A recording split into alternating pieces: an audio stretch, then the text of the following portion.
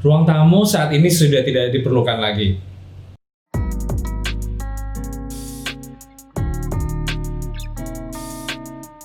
Sugeng, selamat datang di Unlock, catatan ringkas tentang arsitektur dan desain untuk semua. Saya Ada Pranowo, saya akan menemani Anda beberapa menit ke depan untuk membahas permasalahan ini. Hal ini diawali dengan beberapa pertanyaan yang disuguhi kepada kami, yaitu apakah perlu membuat ruang tamu di desain rumah mereka? Banyak rumah sih memang yang bertanya tentang masalah ruang tamu. Namun ujung-ujungnya permasalahannya adalah ketika mereka dihadapkan dengan masalah finansial. Itu hal paling mendasar, tapi mungkin bukan buat semua orang. Yaitu jika tidak ada ruang tamu, mereka tidak perlu mengeluarkan rupiah yang lebih banyak dan bisa dipakai untuk kegiatan lain yang ada di rumah mereka. Ruang tamu yang dimaksud itu apa? Ya, akhirnya kita sok pinter dan mencari buku dari Suharto. Akhirnya ketemu dari judulnya Seni Tata Ruang. Ruang tamu adalah tempat untuk menerima tamu. Ya itu memang. Cuman ada tambahannya, bisa menerima orang luar. Hai. Dalam hal ini berarti ada istilah orang luar, ada orang dalam. Mari kita lebih detail. Orang luar berarti kan orang asing atau alien. Kalau orang dalam pasti sudah tahu lah, pasti pemilik atau yang memiliki teritori tersebut.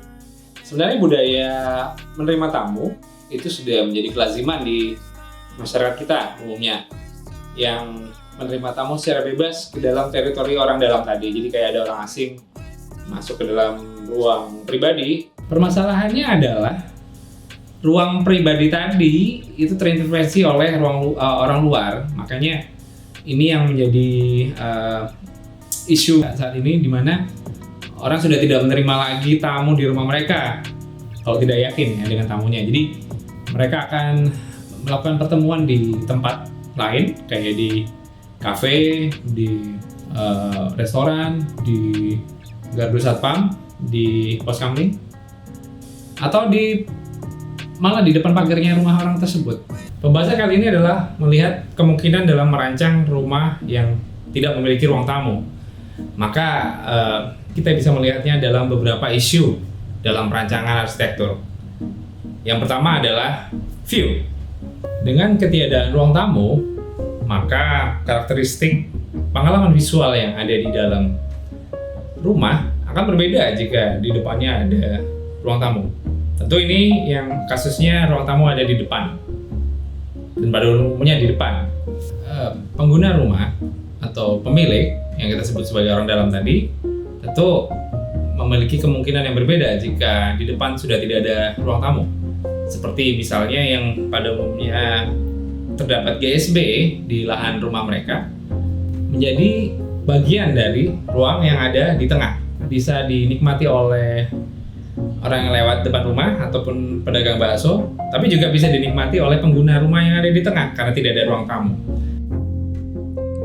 Mari kita coba membahasnya dengan menggunakan contoh salah satu proyek rumah kami di tahun 2018 di Surabaya Timur.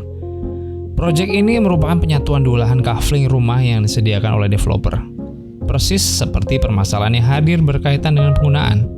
Pengguna tidak pernah menerima tamu asing di dalam rumah mereka. Tamu yang datang kebanyakan adalah keluarga, kerabat, dan lebih banyak diterima di ruang makan dan ruang keluarga.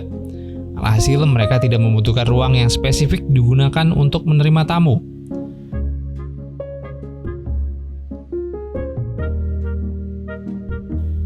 Pada akhirnya, ruang tengah yang bisa digunakan untuk berkumpul keluarga pun bisa diangkat ke depan, sehingga bisa dimanfaatkan visual alami dari kedua bagian depan maupun bagian belakang rumah, yang merupakan area olahan landscape yang cukup untuk memberikan pengalaman visual alami dan udara segar ke dalam rumah. Bahkan di sini kami juga bisa memberi kesempatan baik ruang makan, ruang dapur, bahkan ruang atas untuk dapat menikmati ruang terbuka hijau pada bagian depan rumah yang kami buka seluasnya terhadap area dalam.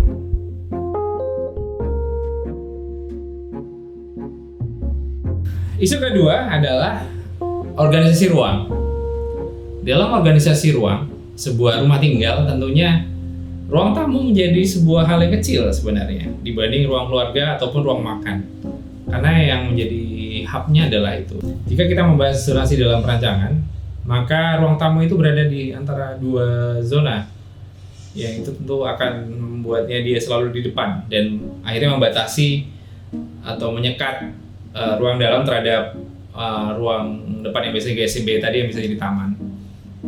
Dengan ketiadaan ini maka ya ketika ruang tengah mau diangkat ke depan ataupun ruang kamar yang lebih banyak terekspos ke ruang depan yang biasanya terhalangi oleh ruang tamu, maka menjadi bagian yang menarik untuk dicoba dan dieksplorasi. Isu yang akan kita angkat ketiga adalah sirkulasi. Dalam sirkulasi, perancangan rumah tanpa ruang tamu tentulah akan menjadi lebih lebar lagi. Karena seperti dibahas sebelumnya, ketika tidak ada barang asing di depan, maka sirkulasinya akan menjadi sebuah potensi untuk diolah lebih lanjut oleh perancang. Misalnya akses yang dilakukan oleh pemilik ingin langsung menuju kamar mereka, atau langsung menuju taman belakang, atau akses utamanya di samping, itu menjadi memungkinkan dengan tidak adanya ruang tamu. Mari kita gunakan contoh salah satu proyek rumah tinggal kami di daerah Sidoarjo, Jawa Timur di tahun 2019. Tapak yang tersedia tidak melimpah dan pemanfaatan lahannya pun sangat maksimal yang menjadi kebutuhan penggunaannya. Akhirnya kami menyobek bagian tengah tapak agar masa membuka ke samping. Dan akhirnya celukan terujung di dalamnya kami jadikan akses ke dalam rumah. Tidak ada ruang tamu dalam proyek ini, ya nama juga pemanfaatan maksimal. Dan pintu akses utama ini langsung mengarah ke ruang makan. Keluarga menganggap ruang makan dan dapur adalah jantung aktivitas rumah dalam kesehariannya. Ruang keluarga pun kami letakkan di depan, sehingga bisa menikmati taman di area sempadan maupun bukaan tengah yang kami letakkan kolam di dalamnya. Isu yang keempat, yaitu bentuk. Isu ini adalah yang menjadi favorit bagi perancang dan eksplorator desain pada umumnya. Ketika tidak ada ruang tamu, bentuknya akan mencari tipologi yang berbeda dari rumah-rumah pada umumnya. Siapa tahu bentuknya akan menjadi sebuah gebrakan yang berbeda daripada rumah-rumah kebanyakan, karena mungkin tidak mau ada teras di depan, atau malah ruang keluarganya malah menjorok ke depan. Kita langsung lihat aja.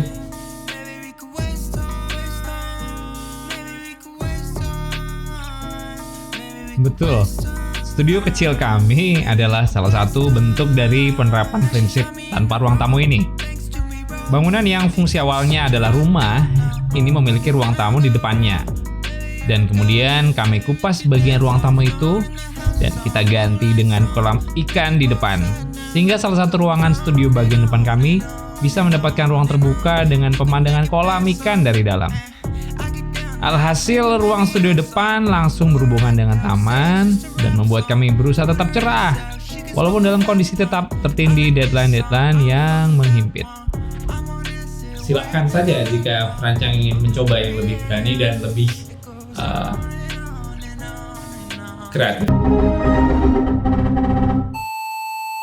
Jadi, perancangan rumah tanpa ruang tamu menjadi hal yang cukup menarik untuk dicoba bagi perancang arsitektur. Dan sebenarnya rumah dengan ruang tamu pun juga ya boleh lah dengan kebutuhan yang sesuai. Dan tentunya kebutuhan itu harus dijawab dengan perancangan. Tergantung dari pengguna. Kira-kira penggunanya perlu rumah yang ada ruang tamunya atau tidak? Atau pengguna yang sering menerima tamu ke dalam rumahnya seperti pada umumnya masyarakat kita atau tidak?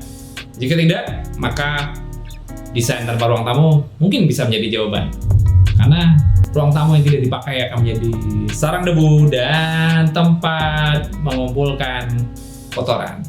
Oke, segitu dulu dari kami. Semoga bermanfaat buat semua dan dimaafkan jika ada yang salah dari yang aku bilang. Dan jika kurang paham ataupun ada diskusi, monggo di komen di bawah. Jangan lupa subscribe. Kalau mau like, maka Anda akan menjadi orang yang membuat kita tersenyum sepanjang hari. dan sampai ketemu di episode berikutnya.